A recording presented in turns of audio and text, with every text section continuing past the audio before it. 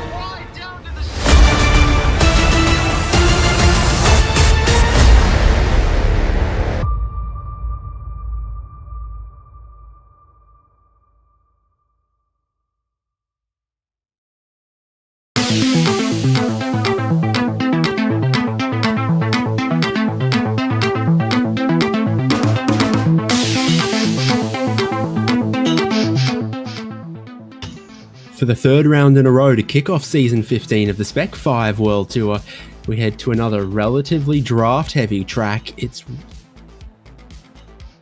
Road Atlanta. And looking at the conditions, looking at the 2.5 mile lap that makes up this circuit for the 45-minute race ahead of us, characterized by the S's early in the lap, into the two right-handers at the far end of the lap, and the long back straight with the Mazda MX-5. So Spec-5 World Tour will slipstream super close to each other, and then the strategy, the scheming, all of that will play out across the 45-minute race as the drivers need to make one pit stop in this 45-minute race. Before we can get racing, we got to get qualifying, and we'll bring you that here also on HJBC as the drivers are just gearing up to go out on track. Two divisions in the Spec-5 World Tour, Pro Class and Open Class, and there are some new additions to both for round 3. Joining us for the first time in the Open Class, Aaron Reed and I think David Tamira. James Newell, a relatively new driver to the Pro Class as well. Thomas Fisher potentially also. Should have kept a little better eye across that, but it's a very handy grid of 32 cars at the moment for Spec-5 World Tour at Road Atlanta. This is the outlaps of qualifying right now, and obviously tyre preparation is key on what's not a frozen but still relatively cool track. Michael Chase is weaving down the back straight. Oh, and now wiggling into the braking zone. That's not a weave, that's a wiggle, as he's trying to get tyre temperature all around before he starts his first of 4 flying laps. If you've got a favorite driver, a favorite team you're trying to keep up with, HJBC.live has the live timing. So if they're not on screen, you can track how your friends, your teammates, your rivals, your sworn blood feud enemies are going in Spec-5 World Tour here tonight. Apparently, there's some David Barkley love in the air. He's about to start his first flying lap in the pro class. I think it's a 15-minute session, and this is one of the shorter laps you can go to, 2.5 miles, compared to there are some circuits a bit longer than that we've been to already, like Daytona, like Fuji, like the rest of the season as well. You will get your 4 laps done pretty quick around here. Pole will probably be just over 90 seconds around here. Barkley for Heartland Autosports navigating the S's of this opening part of the lap. Quick changes of direction, high average speeds, a lot of elevation change, and then also that turn 5 curb at the apex, and then also on the exit as you try to carry speed into sector 2 here. Nicely banked right-hander, but then it all woes up here for this very sharp right-hander where traction is critical onto the back straight, where the Whittington brothers used to land planes full of drugs, but we're just racing today. Actually, I haven't tested all of our drivers to speak on their behalf, just on ours. David Barkley's down the back straight, and he's flat out going up through the gears of the sequential gearbox. This MX-5 car's had a couple of modifications made to it over its run in the real world and in iRacing. Initially, it was the ND1 specification with a 6-speed manual gearbox. Then it went to the ND2. It got a little bit more horsepower. And then they added the sequential racing gearbox where the ratios are way closer. You really do get to use all of them now. Back in the old days of the 6-speed gearbox, it was 3, 4, and 5 was all you'd get to use. Now, first through 6, they're actually useful gears. First lap completed. Mitchell Peak leads us from Zach Burke, Geordie Fike, David Barkley. Joshua Soto jumps up to the top there as well. Of the first flurry of laps, I think Alex Harrison's actually been the fastest in the open class. And there are 20 drivers with lap times at the moment. The trend is typically always that the third or the fourth lap will be the quickest. Saw how aggressively the drivers were trying to add tyre temperature in on the outlap, and it'll still keep building as they go. 21 drivers now with times. Alex Harrison was part of a really, really solid battle last week at Fuji, where the open class went door to door. It went a little bit of trading paint, 4-way fight for the win in category. Andrew Gilliland, I think, ended up getting it. A bit of youthful energy against some of the experience that he was up against. But Orlando Harrell, Andrew Gilliland, Alex Harrison. Someone else was in there. It might have been Charles Vaccaro. I think it was Charles Vaccaro. And it was a ripping little battle. Here's Andrew Gilliland now to second outright, not just second in class. So he's done his practice around here at Road Atlanta. And he continues to build up pace. Again, HJBC.live has the live timing. As we bring you all of it here on HJBC. I am David Haynes with Devin Peters and Michael Derby. A couple Canadians up front for a second there, Devin. Good initial times from Mitchell Peak and Zach Burke, and we've got Zeus Dalston in the open class. So, yeah, love to see the Canadians doing well, even though they have to go all the way to America to do it. Having some fun out here on this historic racetrack. What's your favorite bit of Road Atlanta history? Well, you have to go to the obvious well, the Whittington brothers and the famous back straight landing strip. A little bit difficult to imagine in today's configuration, of course, but back before the chicane went in on the back straight here, as we're seeing Zeus Dalston come up to it. It's a little bit more plausible that they might have been landing planes out there and transporting some contraband products in those planes.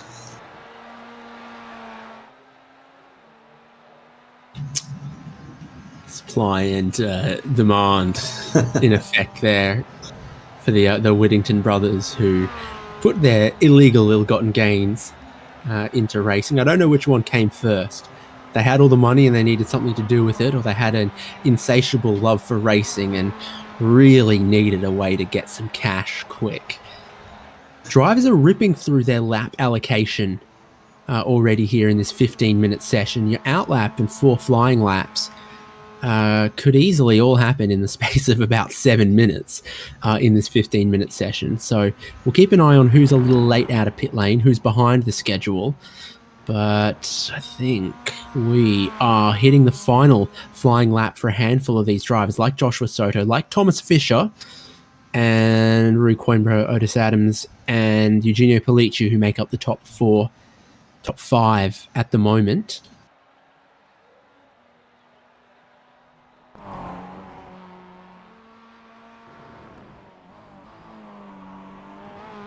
It's Pellicci from Italy. A DNF a week ago at Fuji, but very strong here in qualifying. Joshua Soto's qualifying is done, so at the moment he's outright top of pro, but I think he's had maybe a drama on his final lap, because it doesn't look like he's completed it, and so it looks like his qualifying is done. There are other drivers out there that could still eclipse him. Rui Coimbra won't. Improves on the final lap, but not enough to snatch pole away. Otis Adams improves, but also critically about a 10th away from stealing pole from Joshua Soto. Thomas Fisher's final lap is in, and it's also just within a 10th short of snatching pole. Driving like the cops were coming up behind him, eh, Haynes? I think that was an ambulance. Oh, I think that's even worse.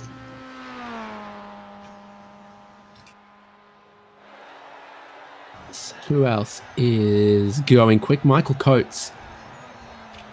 Multiple laps into the session, has not set a clean lap, but it's going pretty quick. So if this one is legit, if it's all above board, this could send Michael Coates to the top 5. I think it'll definitely send him to the top 10. Well, I think it'll send him to the top 5. That's what I said first, right? Yeah, exactly that.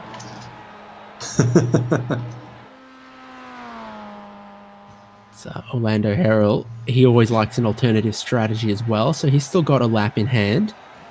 And he also likes to pit late. So for Harrell, 3/10 lost in one of these sectors around here. But, hard to know what the previous laps were like.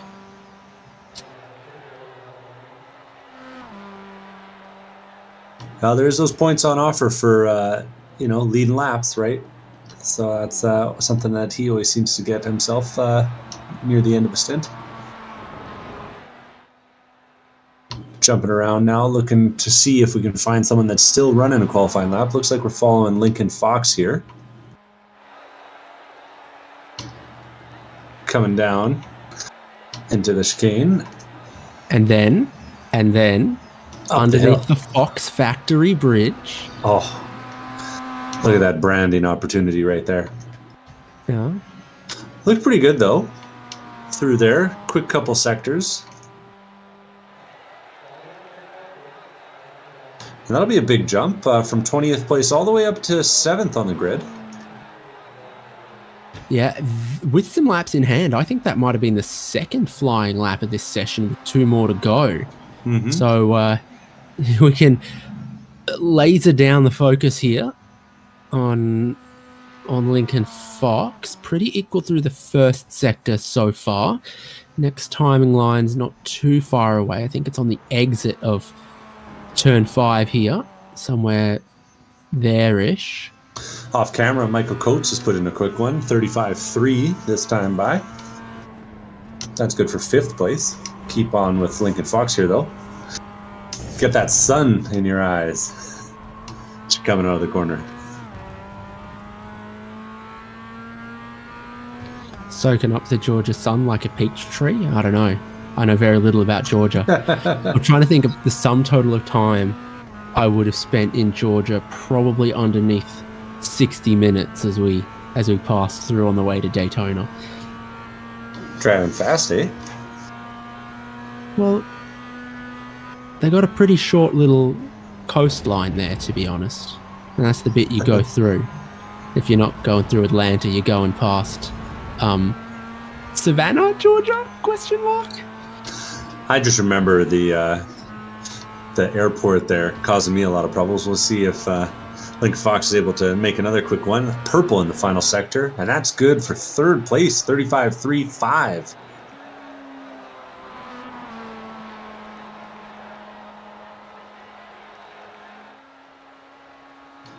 Otis hits the pit lane. All done his laps, but that last one was good for fourth. One more to go. This first sector is up. On the way into the next braking zone, we'll see if there's yet more improvement. Need to find 13 hundredths of a second to steal pole away from Joshua Soto. Need to find 5 hundredths of a second to start on the front row and push Thomas Fisher back to third. It's still tracking yet more improvement. That looks tidy enough there. All about the power down and not getting the grass.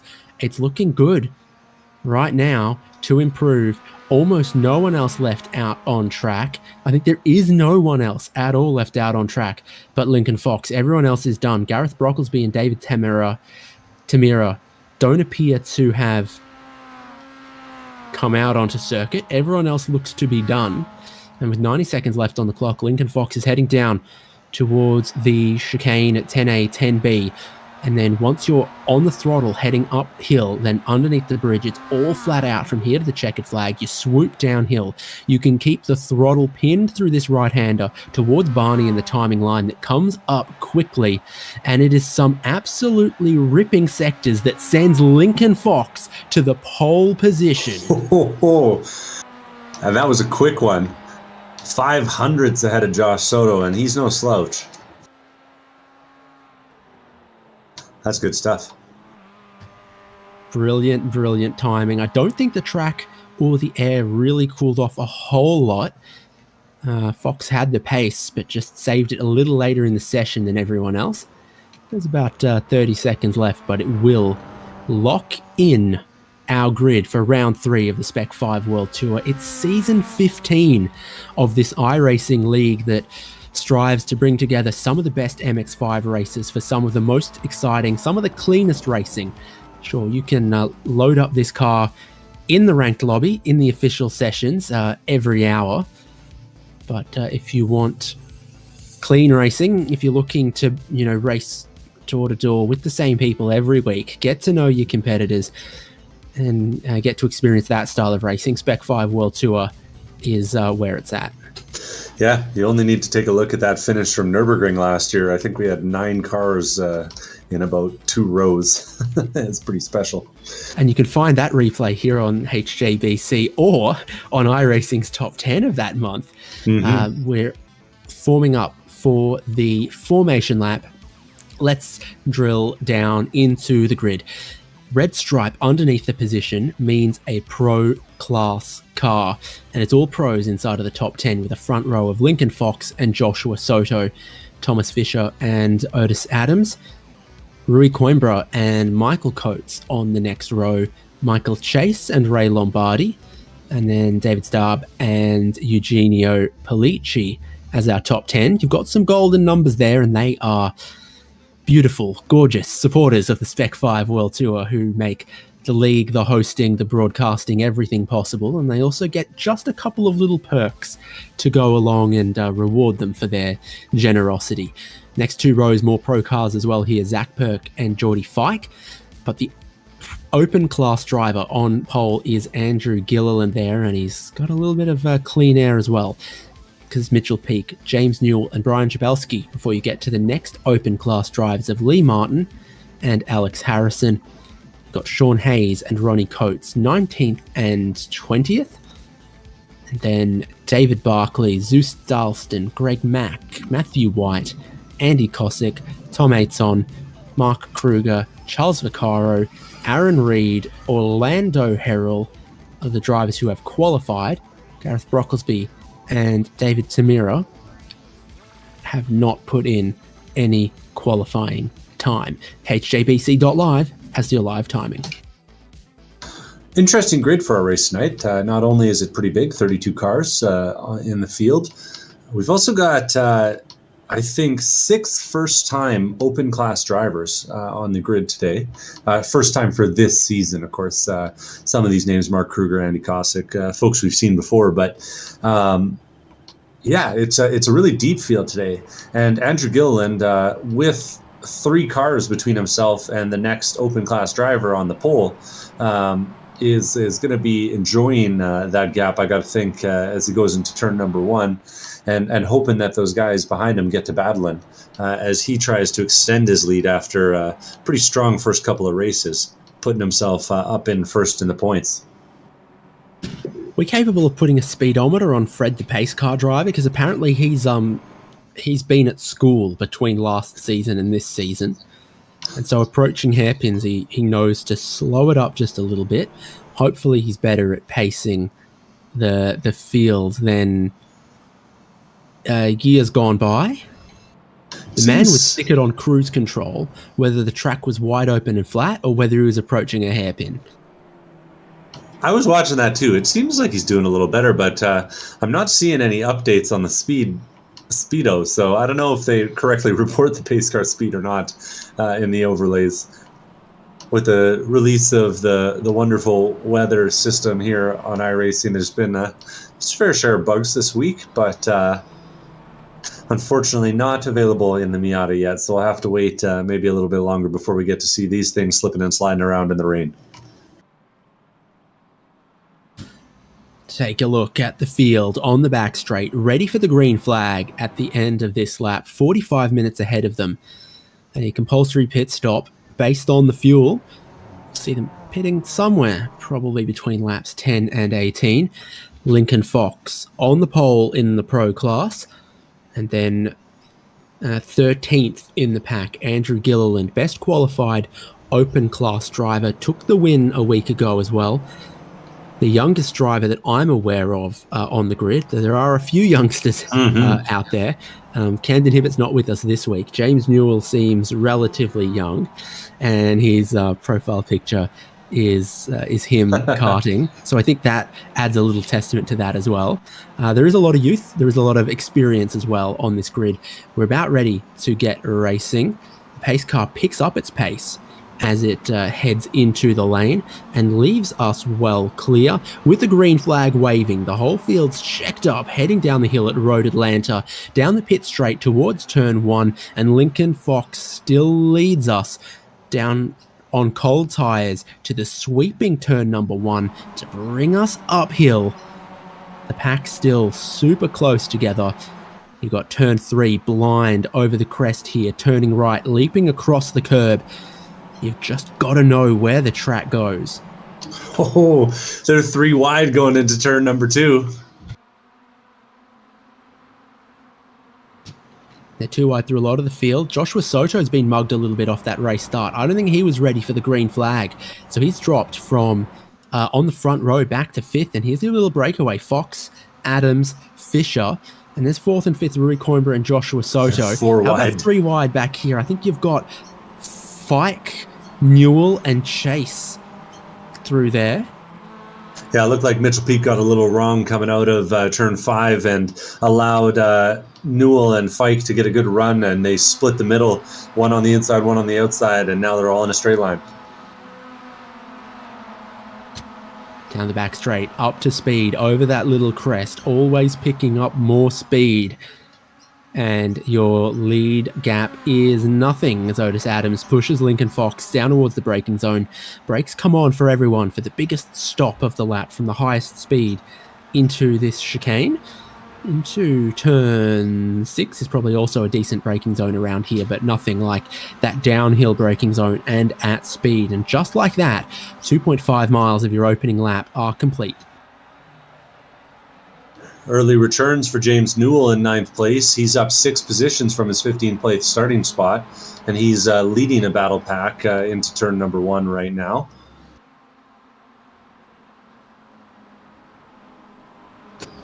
Staying on with the leaders, though, we got Otis Adams in second place, glued to the rear bumper of Lincoln Fox. And the top 8 have formed a bit of a breakaway at this point, split themselves off from James Newell in that 9th place car. But he's trying to reel in the gap with Mitchell Peak close behind.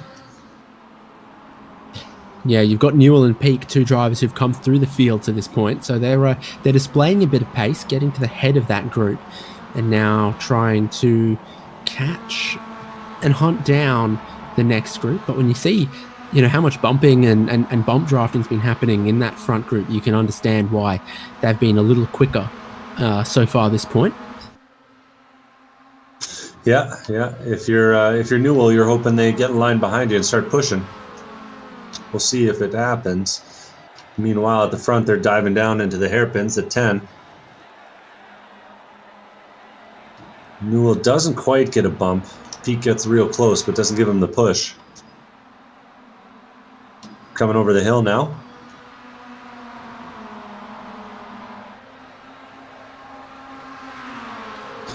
Ray Lombardi starting to get dropped off, and there's a little peak up the inside there for Otis Adams.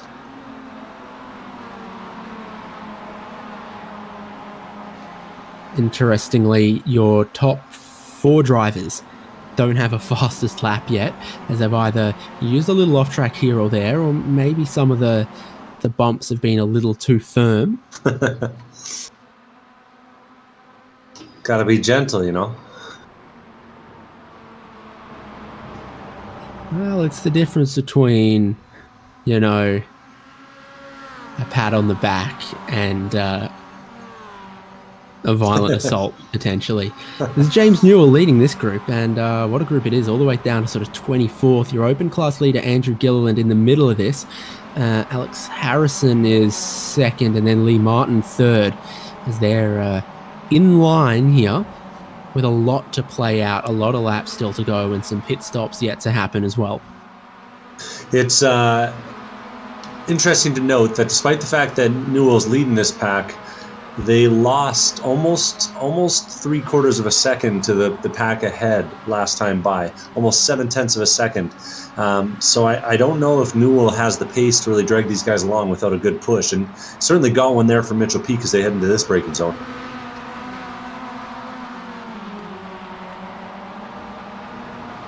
Oh, and we've lost Josh Soto.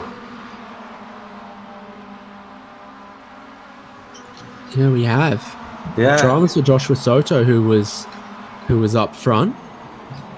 And so he is no more. We're side by side here with Mitchell Peak down the inside of James Newell towards turn 1. You don't really want to be on the outside here. Ask any IMSA driver through turn 1 there. So Mitchell Peak goes ahead of Newell. And Newell, I don't think he was quite ready for that move up the inside. He turned in once and then had to turn back out and turn back in again. Car looked really unstable on the entry as he was kind of caught unawares by Mitchell Peak coming up the inside.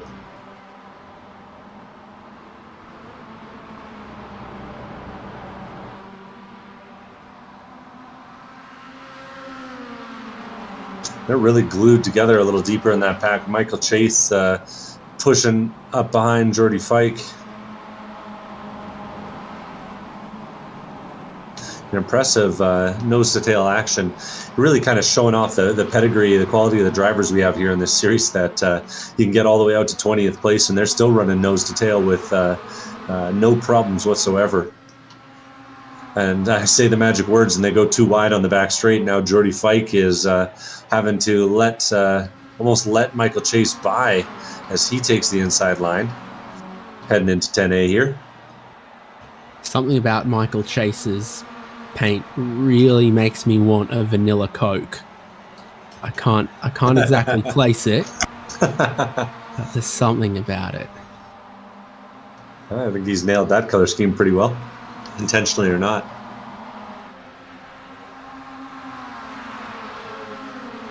Increasing gap between this group of cars and the what's now top 7 without Josh Soto. So we've got Lincoln Fox leading. Thomas Fisher's gone to second ahead of Otis Adams, Rory Coimbra. So a fair handful of not a teammates up front here. Real fast lap from Thomas Fletcher last time by 34.8. Fastest lap. Oh, a little bit of drama deeper in the field. Mitchell Peak just went way wide in that second group. Nearly stuffed it in the wall and in fifth. We'll see it here. He comes up the hill. Oh, and this is Aaron Reed we're watching actually, but he comes off and he takes inside line, and unfortunately for him ends in a wreck. Mitchell Peak had the opposite experience. He went way wide, but he managed to keep it out of the wall. And we're seeing Aaron Reed here. I think that car is getting towed back to the garage. Peak now managed to recover, though. It cost him a few spots. He's a little further back in the pack, 5th in this second group here, which puts him 12th overall. Oh, and they're getting 3 wide again in this pack. Yeah, Michael Chase goes ahead. Geordie Fike side by side with Eugenio Polici at the moment. James Newell's going to bump Fike over the crest of the hill and down onto the pit straight. Mitchell Peak would like to come back through to where he was before. That's going to be a tough ask. Andrew Gilliland's open class leader there in white with the blue and red stripe. Tribute to many a well-known Porsche livery. And behind that, Sean Hayes is side by side with Starb, who goes around the outside. That's Polici. That was really nice, though. Managed to find a little bit of grip on the outside there.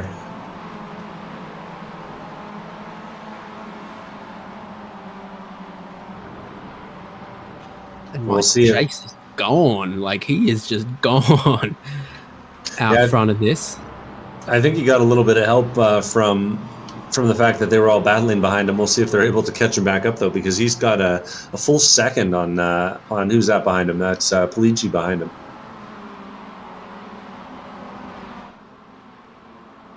Maybe I need a cherry Coke, actually. Well, we'll keep waiting for you. They got plenty of options out here at this track. It's true. True. Ronnie Coates making it 2 wide deeper in the field. We're seeing him up alongside Sean Hayes. Coates a little bit out of position relative where we've seen him in the past. Usually 20th is not very Ronnie Coates, is it? Especially for our points leader. He's got 2 really strong finishes. I want to say second place and a first at Daytona and Fuji, respectively.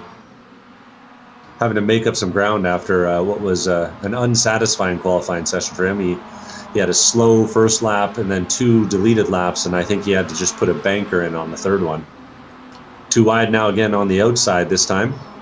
Trying to find his way around. That's our open class leader, Andrew Gilliland, and Gilliland's not going to give it up easy.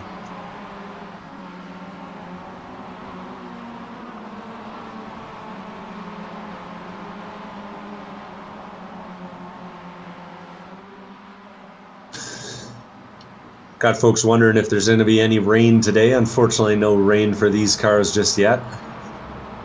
I'm looking forward to that. Temperature 72 Fahrenheit, track 74. Winds light coming out of the northwest, about 6 miles an hour.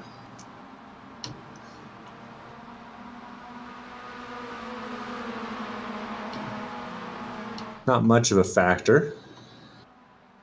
We're following along here now with our leader, our new leader, Thomas Fisher. Fisher took that 34.8 that he ran with a little bit of draft help and turned it into the lead of the race.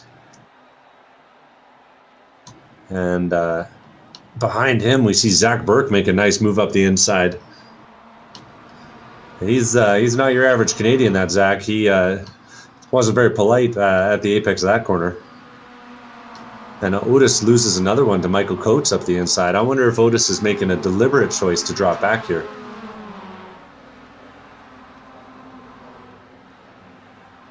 Coming to the line, we've got the second pack here now. That's Michael Chase leading a group. A little breakaway, actually. That second pack is now only 3 cars. Geordie Fike, Eugenio Polici, Michael Chase. And the 3 of them have managed to split themselves off of that battle pack that we were watching before with James Newell. Didn't see what split them up, but Newell now with a cork in the bottle for a different group of cars. Judging by the lap time Jordy Fike put down last time by, though, I got to think that that group of 3 might be able to make this stick. A 34.9. So just a tenth off the fastest lap of the race for Jordy Fike. And even with a little bit of draft help, that's pretty respectable by him. And we'll see. Carry some of that speed, Fike. These guys need to push. Either way, they'll have to do a lot of work if they want to cover the ground all the way back up to that lead pack. You can't even see him in this shot. It's nearly a 7-second gap. Leader's battling again. Zach's trying out his old tricks. He's going to the inside of Lincoln Fox here, trying to hold the outside around 10B.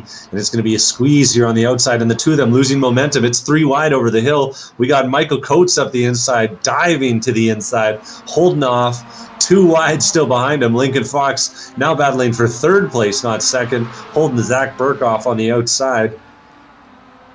And we'll see if Burke's able to make this work. Oh, that was nearly a little bit of contact. They're really close. Those mirrors were almost touching. But the two of them battling is really costing them a lot of time. Otis Adams is now right up on the rear bumper. And Thomas Fletcher's driving away a little bit. He's got a 1.5 seconds, nearly 2 seconds on this little battle. Michael Coates in the middle of that gap, though. He's closing it down quickly enough. A Fletcher makes arrows. A Fisher is losing it. Fisher. Yeah, Michael Coates up to 2nd. I'm back. Andrew Gilliland still leading open from Alex Harrison. So Dalston's up to 3rd in that category. But a bit of shuffling from our lead group that have left the pack behind in their wake. Well, Fisher's doing pretty well for himself out here, I must say. As I was looking through the bios, he says he only bought a wheel and pedals during COVID, so he's pretty fresh to the whole sim racing scene and doing well for himself out here. The thing is, Devin, now that could mean 4 years ago now. I guess, but and he probably had like 5 years worth of experience in the pandemic there, just because you could race 24/7 without anything else to do, but. It's an impressive first race for him, doing well for satellite racing, and for a first timer out here.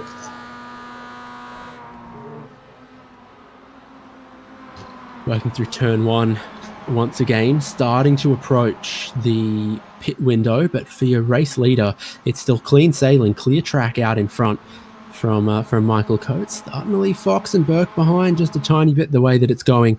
Fisher's taken the opportunity to absolutely give it all right now. But Michael Coates is going with this apex curb here at 5 and then this curb on the exit. Both of them demand a lot of precision, but also a lot of respect. Yeah, it's always hold your breath time when you go over that curb on the exit of 5. You catch it the wrong way and you can just end up in the fence. We already saw that once today.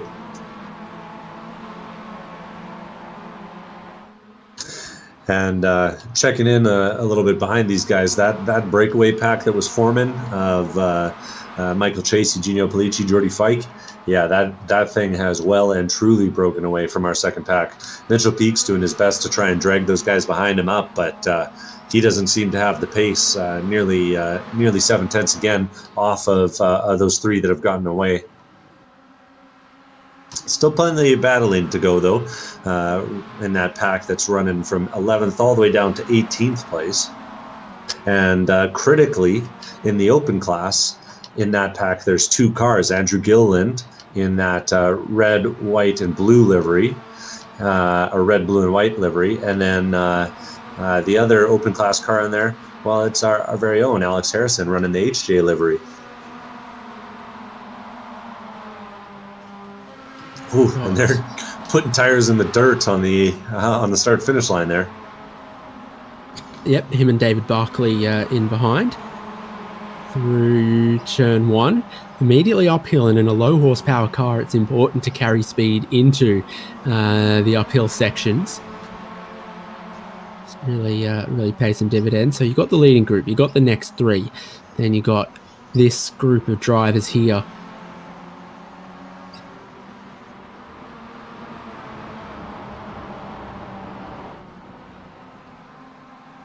We got Staub a little bit out of shape there. He was kind of coming pretty tight on the inside, exiting 5. Gets it all sorted out, though, and tucks back in behind Gilliland.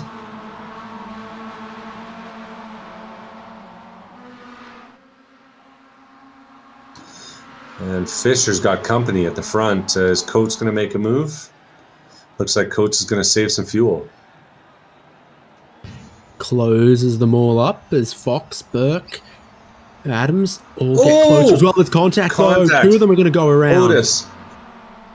Otis got into Zach Burke on the exit of the corner, and the two of them all loaded up, couldn't go anywhere. And now Zach Burke's struggling to find a gear. Slow getting away from that.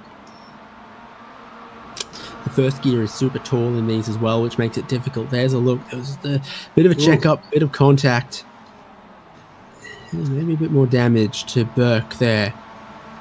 Yeah, he kind of found an ugly little bump there as he was spinning around, but I think the car came away okay, judging by how competitive he's looking right now on the outside of James Newell. I'd say he's doing okay. Big run here, though. Mitchell Peak, and Burke has to come back across. Oh, and a little bit of door banging behind him. And now Gilliland's making a move around the outside behind. He's holding off David Staub. Yeah, it gets super close, and there's a couple of drivers who've pitted that will be maybe thankful to be away from some of this carnage. Brian Sapelski, Lee Martin, Ronnie Coates, and Greg Mack through the lane. Coates was the first in. Coates is the first out. So he is going for an early stop strategy here, having started relatively deep in the field compared to what his race pace and his normal pace and even his championship position would say is normal. And it looks like he'll have a couple of clean laps for at least a little while. Oh, it's busy at the front. Thomas Fisher is holding off an attack from Lincoln Fox. Holding it off. I'm not sure he's going to be able to. Lincoln has a little slide at the apex, though, of 10A. And on 10B, he's going to hold the line on the outside. And now Fisher's getting mobbed up the inside. Michael Coates takes the inside. This is a little side-by-side for the race lead as they complete this lap. Fox has got more speed. Michael Coates has got the inside. And he's really saving a lot of fuel. He'll even drop back in behind Fisher. Sean Hayes will dive for pit lane. Pardon me. That's my Cherry Coke speaking. From deeper in the field. So a lot of drivers opting for that now. We are about a lap or two away from the halfway point of the race. This leading group could go longer, but with all the traffic and the pack racing and some of the messiness we've seen starting to kick off deeper in the field, some drivers are electing to pit. Ooh. And things are getting a little busier for the open class lead. Andrew Gillen in 16th place was just alongside David Staub there and then disappeared for a couple seconds. I thought there was going to be a calamity. Luckily, the two of them managed to keep it off each other, even though they couldn't see each other. But now there's only one car separating the open class leader, Gilliland, from the second place in class car, Alex Harrison. Notably, I think we've lost Zeus Dalston. His Canadian internet must have cut out. Happens once in a while up here. So that was our third place open class driver. He's now out of the picture, leaving the position to Gareth Brocklesby. Lead has changed. Thomas Fisher just went down the inside and passed Lincoln Fox. So this is your leaders, and they're staying out after that lead change. Be surprised to see a couple more at the end of this lap. Very tempting from some of the drivers later on in the field, but Fisher is going to lead outright for at least a little while longer.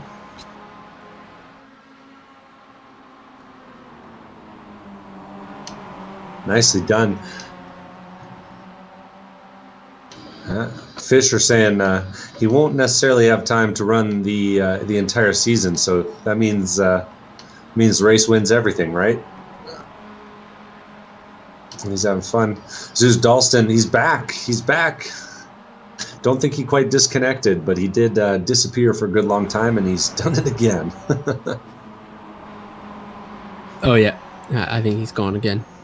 Oh, no. Our third place open class drivers had an incident. That's Gareth Brocklesby in the 333, and he's collected Andy Cossack in 2. And that's caused some damage deep in the field.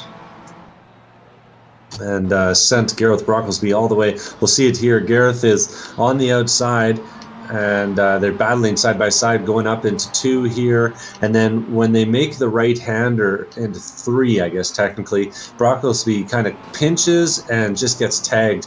And then as he's spinning, Cossack just has nowhere to go. The 2 of them end up putting a little bit of a scuff on that shiny minty car.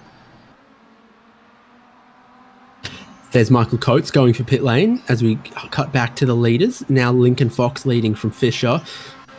Yeah, that's a spicy pit entry for sure. Downhill at speed there. Everyone's going to have to do it once.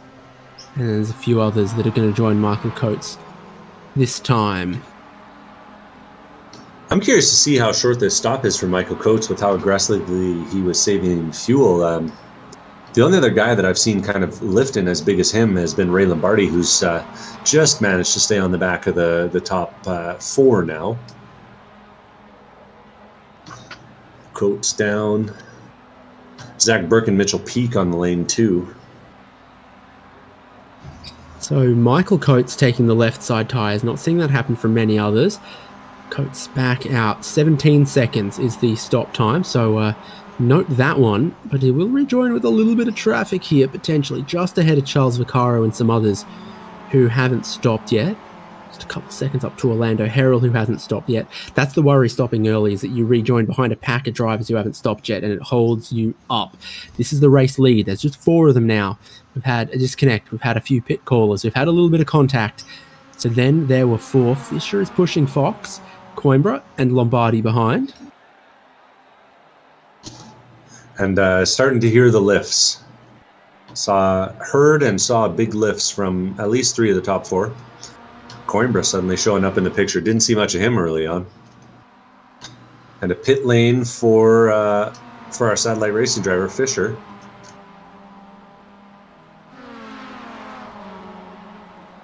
Yep, in we go. And for the car that was qualified on the second row of the grid, you've got to go all the way to pit out to find your box, to find your crew. This Brocklesby getting new tyres and a new front clip on. Exiting the pit lane, Zeus Dalston again. And Fisher. The comparison has got to be made to Michael Coates' 17-second stop. Yeah, we'll keep an eye on that count. It's getting spicy for the open class. Just saw Andrew Gilliland holding James Newell on the outside. But that looks to have settled down as I've described it. Coates is back in. I was looking. There was no black flag. So why is Coates back in for a second time? A penalty that I didn't see? Somehow? I should know if someone has a black flag for an unsafe pit exit or speeding on pit lane. I wonder if the entry was too aggressive. That's the only thing I can imagine, but that's a real gut punch. Because that was a strategy well executed. With how long he's sitting here, though, I got to think that that's a 30-second speeding on pit lane penalty, though. He's still sitting, though.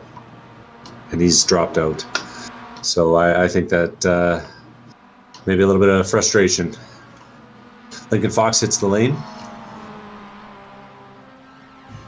Ray Coimbra and Ray Lombardi carry on. They're now the leading group of drivers.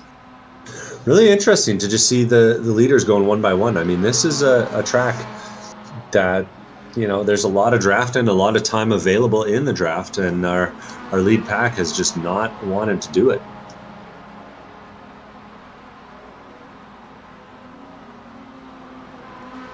This might bring a few people back into the battles we were watching.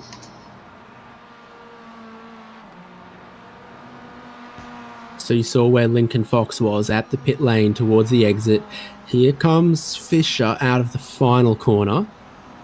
Oh, it's a long-ish stop from Fox, and I think Fisher will take this net race lead away, swooping around the outside of turn 1 at speed, carrying way more speed up the hill. It's pretty close. That is advantage Fisher. Yeah, yellow car in the background's Mark Kruger, open class driver. He's not in this battle. Still got to stop yet. Been a good little one for Kruger, though. He's up 12 spots. albeit helped probably by the pit stop anyway. Open class leader hasn't stopped. Second place in open class hasn't stopped. And here they are down the back straight. Andrew Gilliland, David Starb in the middle. David Barkley on the tail.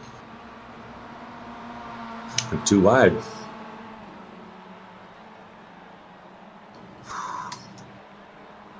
And Harrison might have a run here.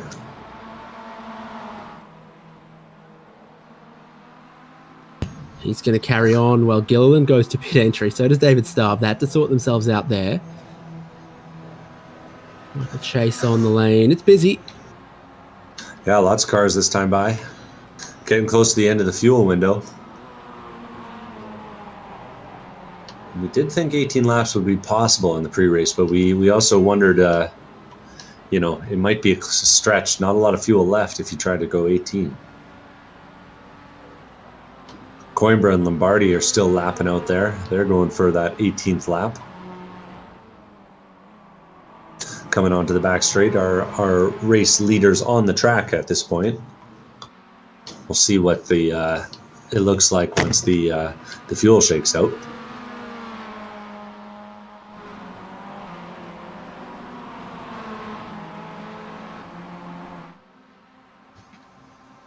So you have your top four that haven't stopped. You got Matthew White, who hasn't stopped. Aaron Reed hadn't stopped. He's just in for a very short one.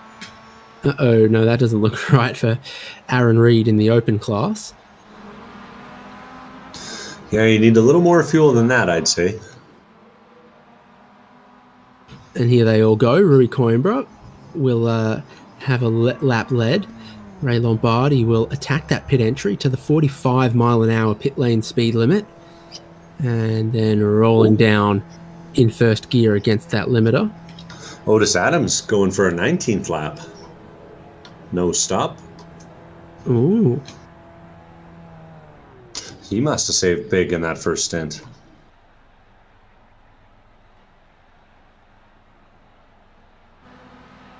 So Thomas Fisher, we're thinking, as he comes up the hill, will be the one that Lombardi and Coimbra are watching.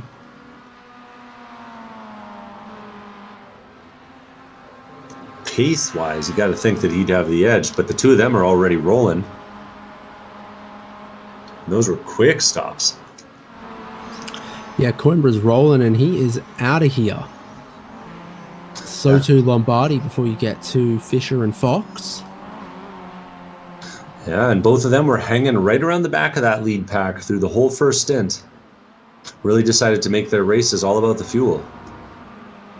If you've been injured in the workplace, you deserve compensation. Call Fisher and Fox lawyers today.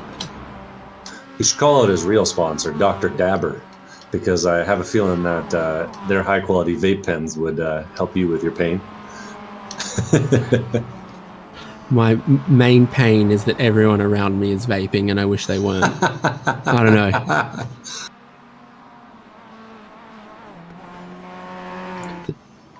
22 of Otis Adams, want to get the last cars to stop. Now coming in. The comparison's got to be made to their teammate Rui Coimbra, who's leading. Ray Lombardi just behind. Fisher and Fox, we know, can be super, super quick, though. They'd bump drafted each other plenty in the opening stint of the race. Oh. Now be aware that the net race lead is ahead of them. Second place in the open class was stretching the fuel stop as well and was all on his own when he had a spin going up into turn number 5. Unfortunate for Alex Harrison. He's turned it around the wrong way. Got all the way with it. Didn't hit anything, but that's cost him some time. We'll see it here. Comes up, goes left, over the curb, and then bumps it. And it's just so easy to do. But you'll see he whips it around, hits the brakes, and goes right in the gap. Right in the gap. Manages to avoid the wall. If you're going to do it wrong, you do it right like that.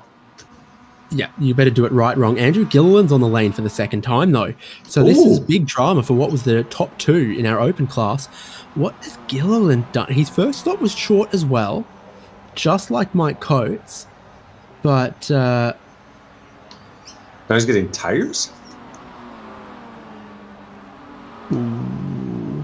I think there's a few people who've taken left side tyres and come to regret it. found the balance almost entirely unmanageable. I'd believe that. These tires, low pressure, it'll do that. And that means after it all shakes out that Lee Martin, we're following him now, he's inherited the race lead. 2 drivers ahead make a mistake, and all of a sudden, Martin, Hickson Motorsports, driving away. And he's got nearly 3 seconds, I'd say, on Matthew White, who's suddenly in second. Big action in our open class. Matthew White, it'll be his first race of the season and his second race of the season, but second place points on offer. Well, I didn't know that the pit stops were going to be that interesting in this race, but they were. Leading open class Lee Martin. Behind him's Tom Ayton, previously an open class driver. One category, got promoted to pro. I think he's the experience to mirror the youth of Gilliland, Newell, and Hibbett. Yeah, Lee. Lee says he's done too much sim racing to still be an open class driver, but nonetheless, he's had pretty competitive seasons in the past with, ironically enough, Tom Ayton right behind him in that red and white car with the 2 stripes. Ayton last 2 seasons ago's open class winner that put himself up into pro class. But both of them members of that Not a Team, Not a Team, yeah, and race together and practice together, have a good time.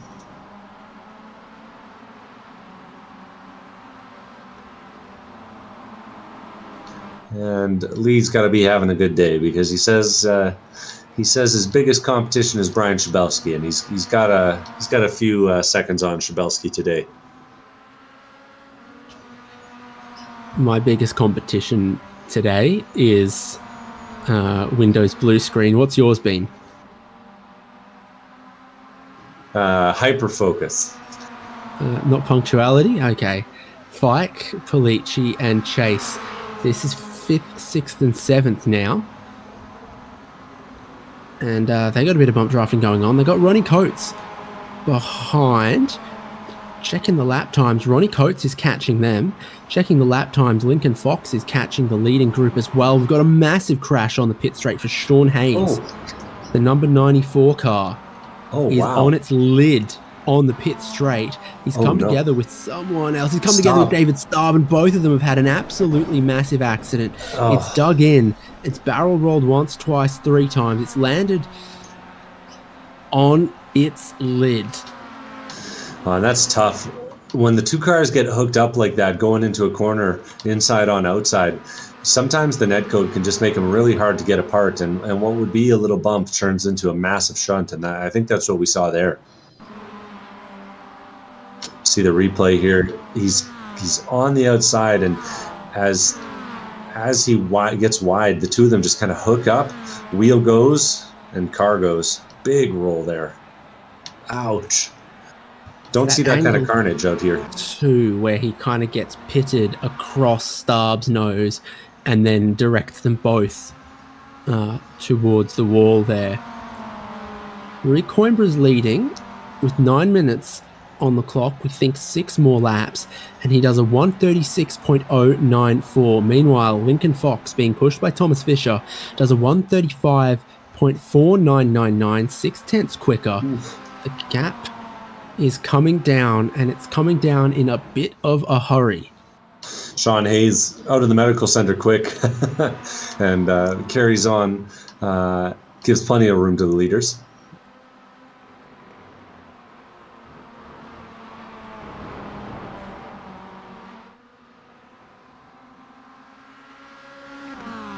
Yeah, if Coimbra and Lombardi can't find some pace, they're going to be in Lincoln's sights really quickly.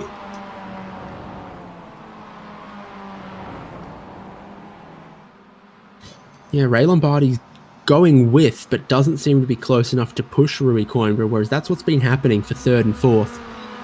They are pack hunting at the moment. Fisher's obviously had plenty of speed at points. Fox had the performance to take pole position. And they are motoring. Yeah. Ray Lombardi's seen some fast laps, but it's not been for a while that he's been in the 34s, not without a lot of draft.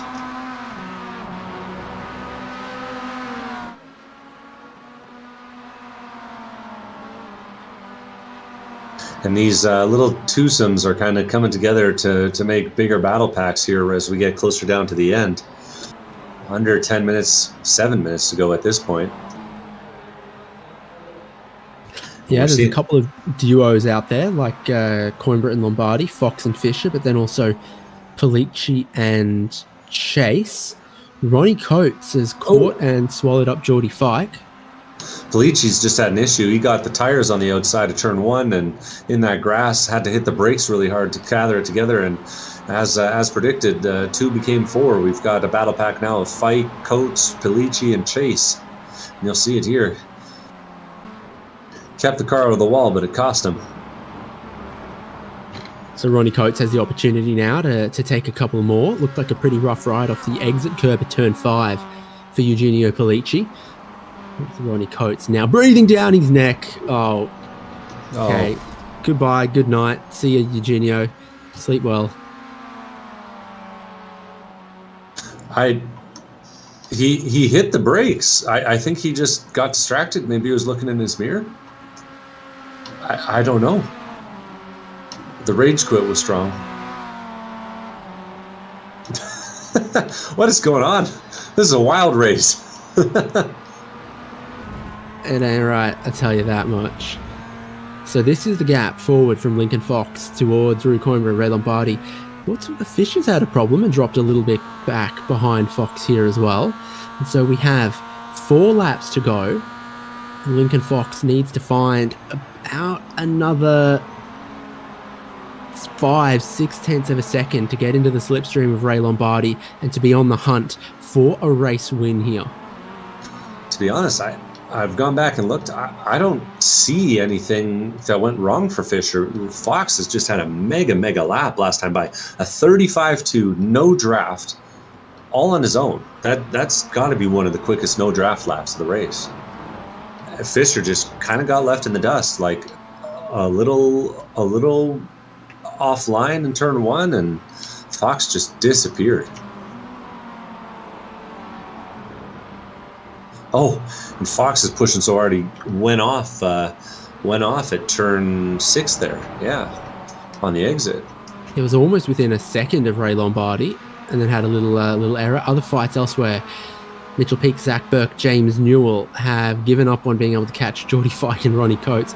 So they are erupting into war as David Barkley catches them. And then Lee Martin's leading open class, but Alex Harrison has caught by 5 tenths of a second onto Athon, onto Lee Martin. It's on here for the open class win for sure. Martin has not demonstrated the same kind of pace that Harrison had this last lap, closing in the slipstream and onto this battle. Rui Coimbra crosses the start-finish line, and with more than 4 minutes on the clock, we are going to get 3 more 7.5 miles of racing left at Road Atlanta for Spec-5 World Tour.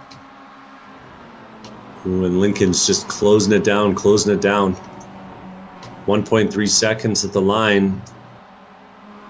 But it looks closer than that.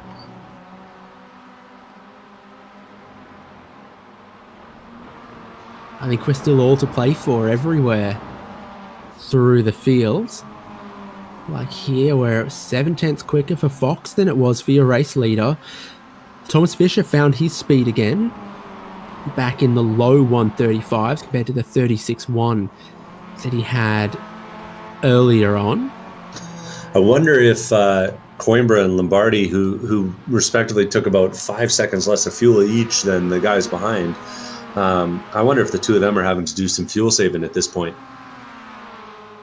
We're close. Ooh, is what the Coimbra doing? Is Lombardi having a thinking of having a go if Coimbra has to save. It's closing up between your top 4. 2 laps to go.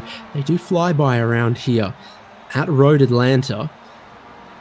And Fox has closed big time. Fisher is closing as well. This is the group further back. Peak, Newell, Zach Burke has a look. David Barkley's closing. They're going to fan out 3 wide because there's massive savings from Peak. So we're 3 wide down into the braking zone. Burke's still down the inside of Newell. Both of them have shot past Mitchell Peak. And David Barkley might also have a go here as well. Not a great exit from Newell. Burke back to his old tricks at the inside there, and Peak's trying to do the same thing on the inside, lining up a run into 1. Doesn't quite have the overlap though, and Newell's able to close the door. Nicely done. And Lincoln Fox has made his way right up onto the rear bumper now of this leading group. Letting it all hang out these last couple of laps. Has run another 35-0 last time by, taking 4/10 out of the guys ahead. And right on time with 2 minutes left on the clock. Root Coimbra has also found a couple of good laps here, but Ray Lombardi and Lincoln Fox are just a little bit quicker, right in that toe in behind, and going to fight this one out to the end. It ought to be the white flag at the end of this lap. This is this next group. This guy's throwing caution to the wind. Peak's moving around a little bit across the nose of David Barkley. James Newell kicking up some of the grass here in the purple machine. Who gets the best exit? Might be Mitchell Peak. Open class is still on with 1 second between Lee Martin and Alex Harrison, but this is for the race lead. Ray Lombardi's having a bit of a go. He's out of sorts. Lincoln Fox gets sent across the grass in contact with Rui Coimbra. Here comes Fisher at speed. Ray Lombardi is going to start the final lap with a 1.5 seconds lead. Not to mention some momentum. Absolutely. 2.5 miles to go. Contact between 2nd and 3rd. Ray Lombardi snuck through. And now we're side by side through turn 1 here as Fisher is going to arrive on the leading group on the final lap. Take a spot away from Fox, who has a little bit of damage on the nose. Fisher now wondering, does Rui Coimbra have the fuel to still go flat out to this point? Ray Lombardi's leads 1.5 seconds. The headlights come on for everyone around Road Atlanta. Battles all through the field to be decided on this final lap, like James Newell ahead of Zach Burke. David Barkley's gotten ahead of Mitchell Peak. Newell's been blocking frantically on Zach Burke. There was a big bump down the front straightaway, and Newell was all kinds out of shape. We'll keep an eye on this battle, but the battle for the lead isn't settled yet. Ray Lombardi's taking crazy lines down the back straight, trying to keep the draft off the guys behind. He's moving, he's weaving. There's really one braking zone left in this lap. There's no bump drafting happening from those behind. They're not close enough. They've brought his lead down from 1.5 seconds to 1.1. But time is running out for them. Lincoln Fox from the lead of the race, now back in 4th after some contact in this corner a lap ago. Trying to pick up some spots between here and the checkered flag. Ray Lombardi puts the power down over the crest. His lead's down to 0.8 seconds, but the checkered flag is just meters away. Barney has it in his hands after 45 minutes of Road Atlanta. Ray Lombardi wins outright at Road Atlanta for Spec-5 World Tour. From Rui Coimbra, Thomas Fisher, Lincoln Fox. Here's Michael Chase ahead of Ronnie Coates. Geordie Fike is in 7th behind them. Zach Burke is just ahead of James Newell and David Barkley to complete the top 10. In the open class, I don't think Alex Harrison's been close enough to have a go. He's caught this group and then not had enough pace to steal it away from Lee Martin. He's the best open class driver today for Lee Martin to take a win. Oh, a big wreck deeper in the field. Gilliland and Greg Mack. Gilliland was on the outside going into 10A, and Greg Mack was up the inside and just gave a big shunt to Gilliland. And then Gilliland came back and just turned him around. That was pretty rough driving there. The two of them might have a conversation with the stewards afterwards. Mitchell Peak also had a drama on the final lap that we couldn't quite catch. We'll try to get a replay of. Here's Charles Vaccaro and Zeus Dalston completing their lap. They've just stayed on the lead lap. Some of the last cars on the lead lap battling down here. Looks like Dalston's going to get the better of Vaccaro. Vaccaro will try to swap back. Oh, it might not be done yet.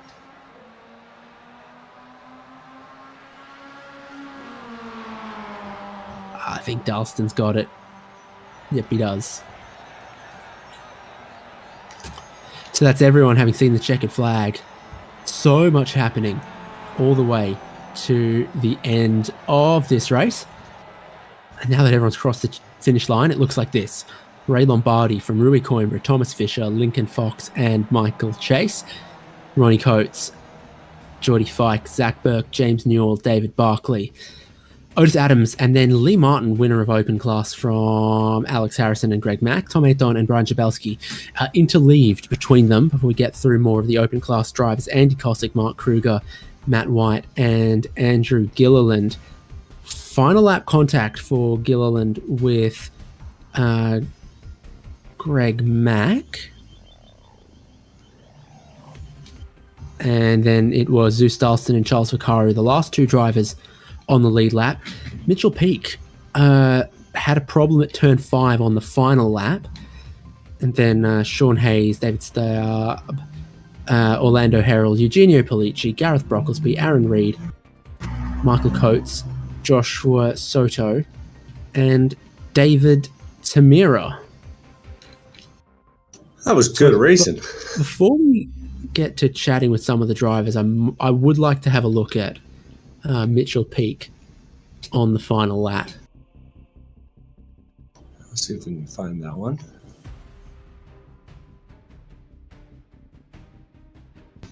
We'll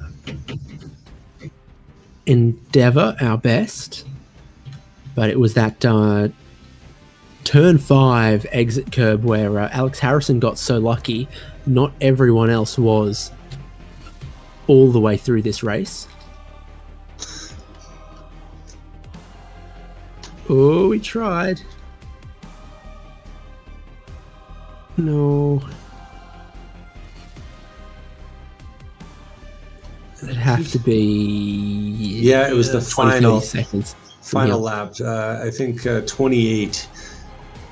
Lap 28, he's coming up the hill. We'll see if we get to it there. He's right behind, you see him right behind David Barkley. Goes behind David Barkley here. Barkley gets the run up the inside in that Hickson Motorsports car. And then as they come down the front straight, all is well.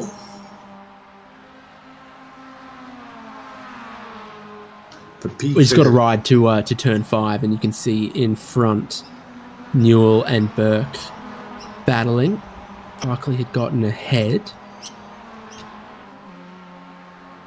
It's headlights on, so you know it's the final 2 laps of the race. And as he pushes on through the S's, it's the end of the S's for Mitchell Peake that becomes the problem. Turn 5 is the uphill left-hander.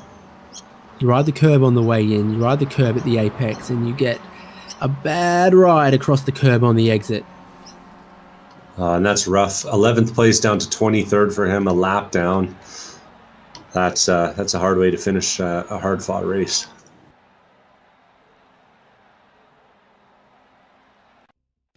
So that wraps it all up, and we get to chatting. Open Class winner is standing by, which is Lee Martin, who will join us now. Alex Harrison got within a second there. There were some other quick drivers in class, but you're the winner today. Yeah, I guess cool and cautious seemed to be the way forward today. There was a great race, a lot of craziness early mid-pack, man. It was a little too exciting for my taste.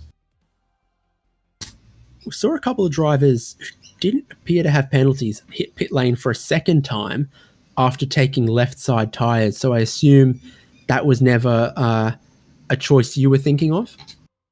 No, for sure. I learned early on you don't need tires, and gambled a little bit on fuel, but that's why I was a little bit slower at the end. I was just trying to make sure I made it, but then I saw them closing in from the back and figured, might need to keep my foot on the gas a little bit longer. So all to play for in Open Class. We had a really great battle last week at Fuji. Andrew Gilliland was victorious then. He doesn't bag quite so many points here. What's the aim? Well, sadly, I'm probably not going to be able to make most of the races this season, so I figured I better make the most of what I had. But yeah, Gilliland's put on one hell of a show this season, and I expect he'll do very well towards the end. Alrighty, thanks for joining us. Congrats once again. Big field, chaotic race at Road Atlanta. Your open class winner. Thanks much. Great to see you guys. Great broadcast as always. And I'm here with our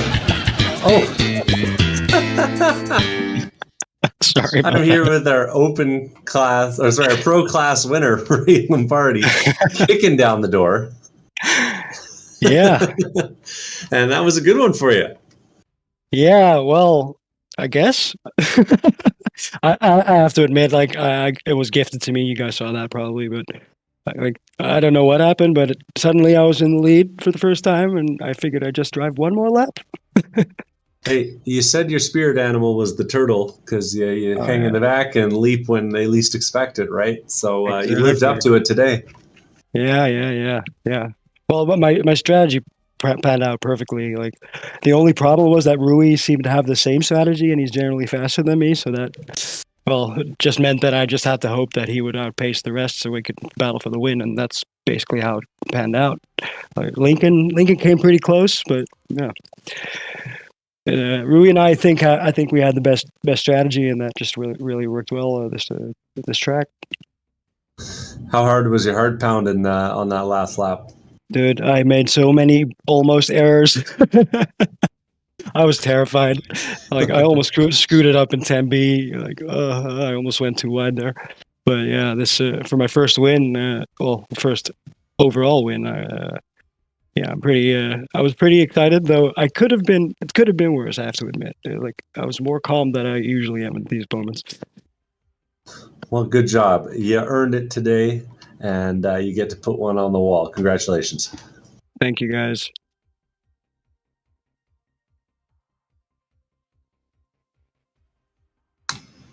There we go. 45 minutes of action-packed racing from Road Atlanta. Felt like 90 minutes of action within 45 minutes, that's for sure. When you have a short, quick lap like this, the passing opportunities come around commonly. The slipstream, pretty powerful all around as well. And that's 3 rounds completed already of Season 15 for Spec-5 World Tour. In 1 week's time, they go to Silverstone International Legacy Grand Prix. So that's the old Grand Prix layout that is free content. Not completely sure what HJBC coverage is going to look like of next round, but stay tuned to Spec-5 World Tour, and we look forward to the whole rest of the 13 weeks of Spec-5 World Tour. Some exciting tracks coming up later on as well. Road America, Bathurst, the Nürburgring, and 90 minutes at Le Mans. We've had really great battles across Pro, across Open. Ray Lombardi takes the Pro win today. Lee Martin takes the Open class win. Thanks so much for joining us. Myself, David Haynes, with Devin Peters and Michael Derby. We will see you next week as well for the Champ Car iRacing Series. What a race from Road Atlanta. Thanks for joining us.